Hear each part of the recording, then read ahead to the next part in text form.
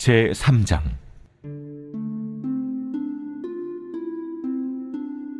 패역하고 더러운 곳 포악한 그 성읍이 화 있을진저, 그가 명령을 듣지 아니하며 교훈을 받지 아니하며 여호와를 의뢰하지 아니하며 자기 하나님에게 가까이 나아가지 아니하였도다. 그 가운데 방백들은 부르짖는 사자요, 그의 재판장들은 이튿날까지 남겨두는 것이 없는 저녁일이요, 그의 선지자들은 경솔하고 간사한 사람들이요, 그의 제사장들은 성소를 더럽히고 율법을 범하였도다.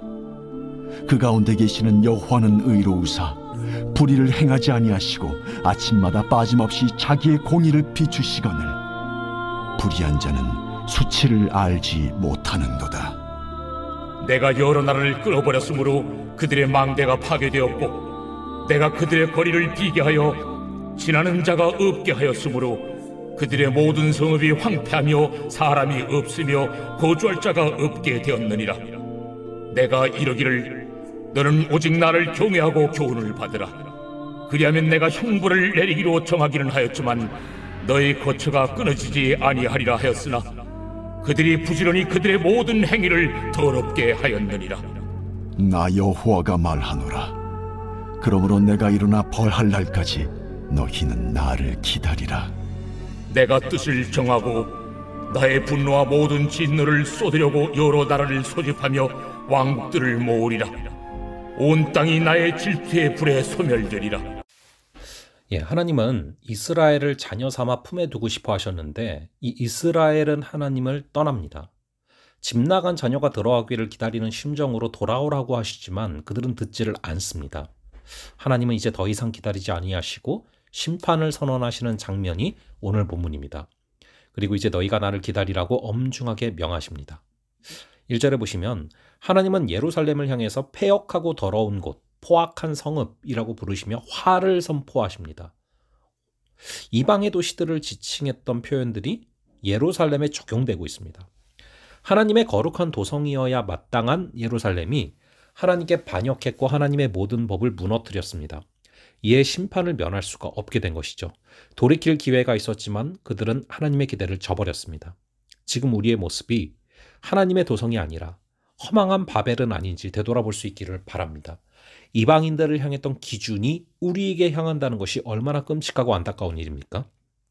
선지자는 하나님을 거부하고 저버린 예루살렘 공동체의 근본적인 죄악들을 지적하는데요. 이거를 거꾸로 생각하면 어떻게 해야 하나님이 기뻐하시는가도 알 수 있게 되는 것이죠.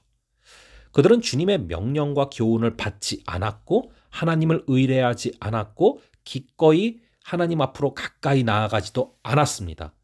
이것이 심판을 자초한 것이죠. 거꾸로 어떻게 해야 하나님이 기뻐하십니까?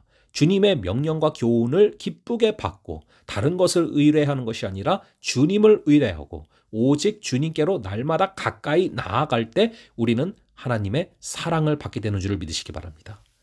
회개를 하지 않아도 되는 이유를 찾지 마시고 언제든 다시 돌아갈 수 있다고 착각하지 마시고 말씀을 통해서 죄가 드러났을 때 바로 하나님께로 돌아갈 수 있는 역사가 있기를 바랍니다.